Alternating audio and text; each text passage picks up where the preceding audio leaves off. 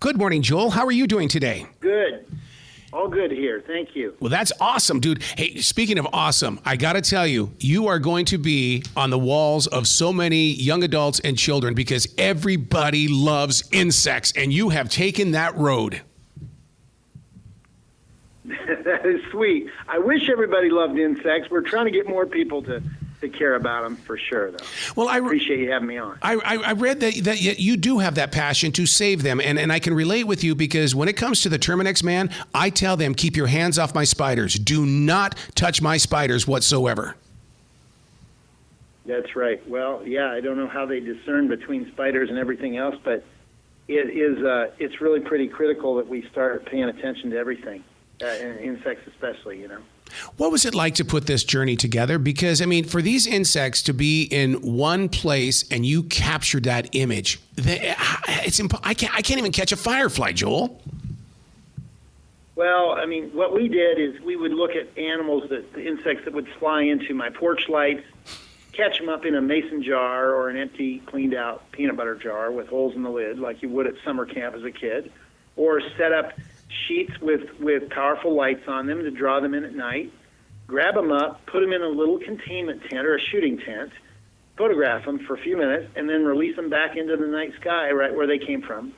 And so when they're in this little containment tent, they can move around all they want. The flashes are very fast and they freeze motion, and the insect can't really go anywhere. He's in a white room, and a little white room, and we zoom in with a macro lens and photograph. And then we just let the designer do his thing and put together a lovely book out of all of it. But it's about 18 months worth of work just on native insects in Nebraska and around during the pandemic, and then some additional insects from different places around the world. A lot of zoos have very good invertebrate collections now as well. When you were capturing the images of these insects, were there any insects that you wanted to find, something that you were really looking for and would be excited to see? Oh, I really like doing butterflies quite a bit. Butterflies are fantastic. And obviously everybody loves butterflies, or they should. So I'm always game to do those. Beetles are also pretty easy to photograph and come in an amazing variety of colors, shapes, sizes. So I guess I'm drawn to the things that are very pretty or easy to photograph.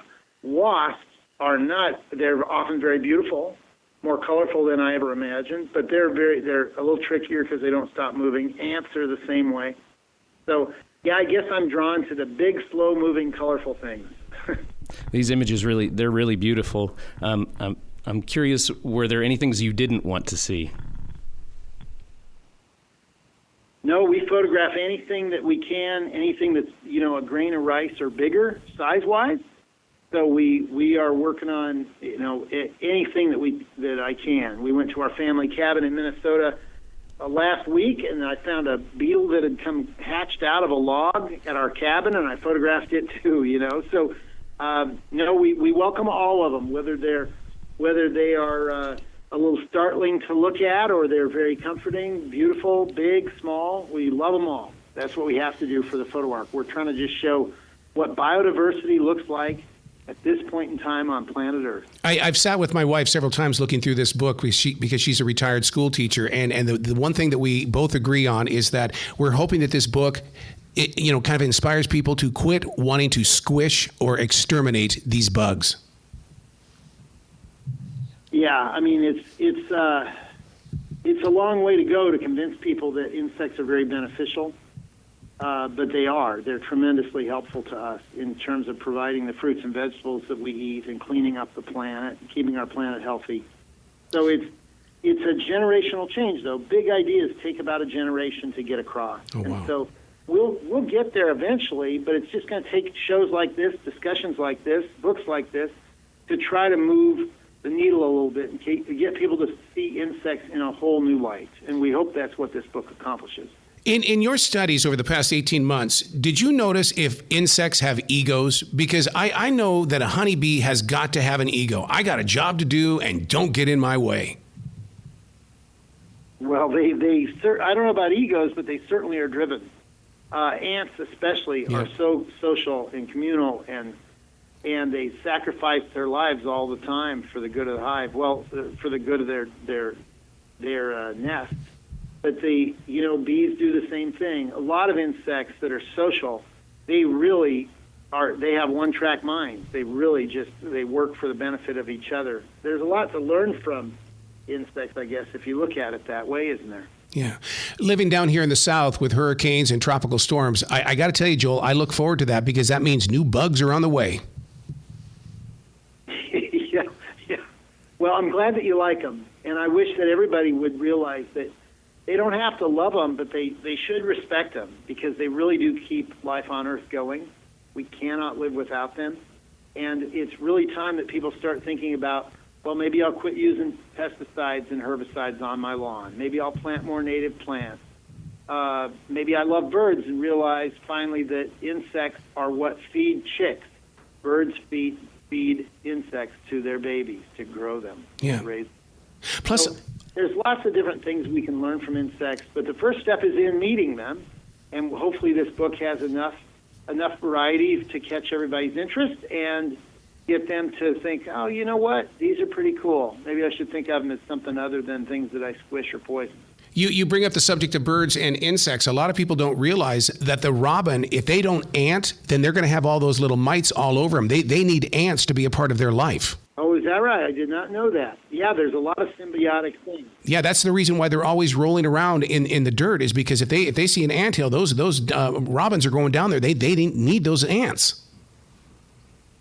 Interesting. I didn't know that. Yeah, there's so many relationships, too, that are undiscovered, aren't there? I learned that there are parasitic wasps that lay their eggs in other living insects, and those insects are then doomed. The baby hatches out and eats the host. But there are parasitic wasps of parasitic wasps. It goes on and on and on. It's really complicated and amazing. As you've stepped into this world of insects, does that mean that you're now the forever student when it comes to this? Because, I mean, you're on a journey that is changing everything. Well, I'm always curious. I think that's what journalists have to be, is curious, and that's a big thing that you either are or you're not, as a personality, but I am. So journalism made sense for me to go into. I have a degree in reporting, and I think that, it's a journey, and you never stop. I think if you stop, you get it's not good. Mm-hmm. You need to keep learning and keep experimenting, and the world's a wondrous place. I know it's a pretty harsh place at times, but it's still a wondrous place with a lot to learn. And we'll never learn even a fraction of what we should as individuals that don't live much past 100, the lucky ones. But, we keep going, and every day I'm excited to get up every day and see what I can get, see what goes on. Joel, do you find yourself easily distracted now when you're supposed to be doing other projects or you're with your family or friends and you see bugs in the wild? Do you find yourself easily distracted to study what that bug may be? And do you find yourself reaching for your camera? Yeah, I'm always looking. I'm always thinking about it. I read an interview with a talk show host the other day. I think it was Jimmy Kimmel. Yeah. And he was saying what people don't realize is the amount of work. Like if you're a talk show host, a comedian, you can't go to the movies or to a restaurant or anything without thinking, would this make material? Would this make material for my show? Well, for me, that's right. I can't go on a fishing trip or drive down the road or whatever. I can't, if I'm out and it's warm and there are insects, I'm always thinking, man, do I have that one yet? That's really awesome. Could I catch that one in my little collection jar in time and get a picture of it? It drives my family crazy.